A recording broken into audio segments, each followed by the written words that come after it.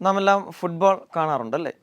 Football സ്നേഹിക്കുന്ന എല്ലാവരും ഇഷ്ടപ്പെടുന്ന രണ്ട് ആൾക്കാരാണ് ക്രിസ്ത്യാനോ റൊണാൾഡോയും മെസ്സിയും. അപ്പോൾ നമ്മൾ അവരുടെ ജീവിതത്തിലേക്കൊന്ന് നോക്കിയാൽ തീർച്ചയായിട്ടും അവർ ചെറുപ്പകാലത്ത് തൊട്ടേ അവരുടെ ഫുട്ബോൾ സ്നേഹം കൊണ്ട് നടന്നിട്ടാണ് ഈ നിലയിലെത്തിയത് അല്ലേ? അപ്പോൾ അവരെന്തുമാത്രം പ്രാക്ടീസ് ചെയ്ത് കാണുമെന്ന് തീർച്ചയായിട്ടും നമുക്ക് ഊഹിക്കാം. അപ്പം ഞാനിത് പറഞ്ഞു വന്നത്, നമ്മൾ ഒരു എക്സാമിന് പ്രിപ്പയർ ചെയ്യുന്ന സമയത്ത് നമ്മൾ എന്തുമാത്രം നേരത്തെ നമ്മൾ സ്റ്റാർട്ട് ചെയ്യുന്നോ അതിനനുസരിച്ച് നമ്മുടെ റിസൾട്ട് തീർച്ചയായിട്ടും ഇമ്പ്രൂവ് ചെയ്യാൻ പറ്റും. അപ്പോൾ ആദ്യം തന്നെ നിങ്ങൾക്കെല്ലാവർക്കും ബ്രില്യൻ ഫാമിലിയിലേക്ക് സ്വാഗതം. ഇപ്പോൾ ഞാൻ നിൽക്കുക നമ്മൾ ഫിസിക്സ് ഫൗണ്ടേഷൻ കോഴ്സിൽ പഠിക്കുന്ന സമയത്ത് നമുക്ക് +1 +2 അതിനുശേഷം നമ്മൾ എൻട്രൻസ് ഓറിയൻറ്റഡ് ആയിട്ടുള്ള എക്സാം എഴുതുമ്പം എന്താണ് അഡ്വാൻറ്റേജ് ലഭിക്കുക അതിനെക്കുറിച്ച് ഒന്ന് ചിന്തിക്കാൻ വേണ്ടിയിട്ടാണ്. എല്ലാവർക്കും അറിയാം, 6ാം ക്ലാസ് മുതൽ നമ്മൾ ഫൗണ്ടേഷൻ ക്ലാസ്സുകൾ തുടങ്ങുന്നുണ്ട്. അപ്പോൾ ചിലപ്പോൾ ചിലരെങ്കിലും വിചാരിക്കാം, എന്തിനാണ് 6th ക്ലാസ്സിൽ തന്നെ നമ്മൾ ഫൗണ്ടേഷൻ തുടങ്ങുന്നത്? അവർ ചെറിയ കുട്ടികളല്ലേ, നമ്മൾ കുറച്ചുകൂടെ ഒരു 8ാം ക്ലാസ് 10ാം ക്ലാസ്സൊക്കെ ആകുന്ന സമയത്ത് എൻട്രൻസിനെ കുറിച്ച് ചിന്തിച്ചാൽ പോരെ. കുറേ അധികം ആൾക്കാർ 11th 12th വരുമ്പോഴാണ് എൻട്രൻസിനെ കുറിച്ച് അല്ലെങ്കിൽ അങ്ങനെയുള്ള എക്സാമുകളെക്കുറിച്ച് ആലോചിക്കുക. പക്ഷേ ബ്രില്യൻ ഫാമിലിയിൽ ഞാൻ വർക്ക് ചെയ്യുന്ന സമയത്ത് എനിക്ക് തോന്നുന്ന ഒരു കാര്യം, നമ്മൾ എന്തുമാത്രം നേരത്തെ പ്രിപ്പറേഷൻ സ്റ്റാർട്ട് ചെയ്യുന്നോ അതാണ് നമുക്ക് നല്ലത്.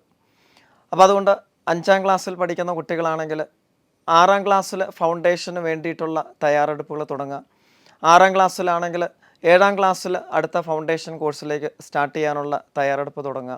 അപ്പോൾ നമ്മൾ 7ാം ക്ലാസ്സിലാണെങ്കിലും വിഷമിക്കേണ്ട ആവശ്യമില്ല, 9th വിഷമിക്കേണ്ട ആവശ്യമില്ല. അപ്പോൾ നമ്മൾ എന്തുമാത്രം പെട്ടെന്ന് ഈ കോഴ്സിൽ ജോയിൻ ചെയ്യാൻ പറ്റുമോ അതാണ് നല്ലത്. ഞാനങ്ങനെ പറയാൻ കാരണം, ഫിസിക്സിൻ്റെ പോയിൻ്റ് ഓഫ് വ്യൂയിലേക്ക് വന്നാൽ മെയിൻലി 8th 9th ഒക്കെ കണ്ടിന്യൂഷനാണ് നമുക്ക് +1 +2 വരുന്നത്. കറക്റ്റ് പറഞ്ഞാൽ 9th ഒരു കണ്ടിന്യൂഷനാണ് നമുക്ക് +1 വരിക, 8th 10th കണ്ടിന്യൂഷനാണ് +2 വരിക. എന്ന് പറഞ്ഞാൽ 9th പഠിക്കുന്ന കുറേ കാര്യങ്ങൾ തന്നെയാണ് വീണ്ടും നമ്മൾ +1 റിപ്പീറ്റ് ചെയ്യുന്നത്. കുറച്ചുകൂടെ അഡീഷണൽ ആയിട്ട് കാര്യങ്ങൾ പഠിക്കുന്നു. അപ്പോൾ നമ്മൾ സ്കൂൾ ലെവലിലൊക്കെ പഠിക്കുന്ന സമയത്ത് നമ്മൾ സർഫസിൽ കൂടെയുള്ള കുറച്ച് കാര്യങ്ങളൊക്കെ ബേസിക്കലി ഉള്ള കാര്യങ്ങളാണ് പഠിക്കുക. പക്ഷേ ഫൗണ്ടേഷൻ കോഴ്സിൽ നമ്മൾ 9th എക്സാമ്പിൾ എടുക്കുവാണെങ്കിൽ, ഇപ്പം 9th മിക്കവാറും നമ്മൾ 11th പഠിക്കുന്ന ടോപ്പിക്കുകളെ കുറിച്ചാണ് ഡിസ്കസ് ചെയ്യുന്നത്. എക്സാമ്പിൾ വെക്ടേഴ്സ് എടുക്കുവാണെങ്കിൽ, വെക്ടർ നമുക്കറിയാം കുറച്ചൊക്കെ മനസ്സിലാക്കേണ്ട ഒരു കാര്യമാണ്. ഇപ്പം ഞാൻ ഓർക്കുന്നത്, ഒരു എൻജിനീയറിംഗ് കോഴ്സ് കഴിഞ്ഞ ഒരു കുട്ടിയെ ഞാൻ കാണാൻ ഇടയായി. അപ്പോൾ അദ്ദേഹം വെക്ടറിനെ കുറിച്ച് പറഞ്ഞത്, ഞാൻ +1 +2 പഠിക്കുന്ന സമയത്ത് എനിക്ക് വെക്ടറിനെ കുറിച്ച് യാതൊരു ഐഡിയയും ഇല്ലായിരുന്നു, അതെന്താണെന്നൊരു ഐഡിയയും ഇല്ലായിരുന്നു. പക്ഷേ എൻജിനീയറിംഗ് കഴിഞ്ഞതിന് ശേഷമാണ് വെക്ടറിൻ്റെ ഒരു ആപ്ലിക്കേഷനെ കുറിച്ച് മനസ്സിലായത്. അതിൻ്റെ അർത്ഥം എന്തുവാ? ആദ്യം +1 +2 വെക്ടറിനെ കുറിച്ച് പഠിച്ചപ്പോൾ ഒരു ഐഡിയ ഇല്ലായിരുന്നു. പക്ഷേ ഒന്നുകൂടെ എൻജിനീയറിംഗ് കോഴ്സിന് പഠിച്ചപ്പോൾ അതിനെക്കുറിച്ചൊരു ബോധം ഉണ്ടായെന്നാണ് മനസ്സിലാക്കേണ്ടത്. അപ്പോൾ നമ്മൾ മനസ്സിലാക്കേണ്ടത്, ഇപ്പം 9th 10th വെക്ടർ പഠിച്ചതിന് ശേഷം നമ്മൾ 11th 12th പഠിക്കുമ്പോൾ തീർച്ചയായിട്ടും കുറച്ചുകൂടെ കാര്യങ്ങൾ അതിനെക്കുറിച്ച് മനസ്സിലാക്കാനും പെട്ടെന്ന് ആപ്ലിക്കേഷൻ ലെവലിൽ ചിന്തിക്കാനും ഒക്കെ നമുക്ക് പറ്റും. അതേപോലെ നമ്മൾ അടുത്തത് നമ്മൾ മോഷനെ കുറിച്ച് പഠിക്കുമ്പം നമ്മൾ മോഷൻ്റെ ബേസിക്കലി ഉള്ള കാര്യങ്ങളാണ് നമ്മൾ സ്കൂൾ ലെവലിൽ പഠിക്കുക.